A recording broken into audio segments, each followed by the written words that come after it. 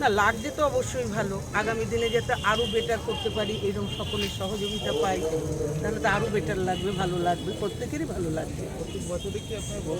হ্যাঁ হ্যাঁ, ওই যে এর একটু আগেই বললাম যে একটা ছোটোখাটো হাট বসাই, যাতে যারা মানে শপিং মলে গিয়ে শপ করতে না পারে সেরকম অসহায় মানুষদেরই কুপন দেওয়া হয়, তারা যাতে পুজোর মধ্যে এইভাবে শপিং করতে পারে। মানে তারা কিভাবে উৎফুল্ল হয় আপনাদের পাশে তারা পেয়ে? উৎফুল্ল হয়, তারা জানিয়েই যায়, মুখের ভাষা তো দূরের কথা, তারা লরি করে এখানে চলে আসে। তাদের ইটভাটায় গিয়ে পরিযায়ী শ্রমিকদের কুপন দেওয়া হয়, তারা ইটভাটা থেকে লরি করে চলে আসে, এই কুপন নিয়ে তারা মার্কেটে যাচ্ছে।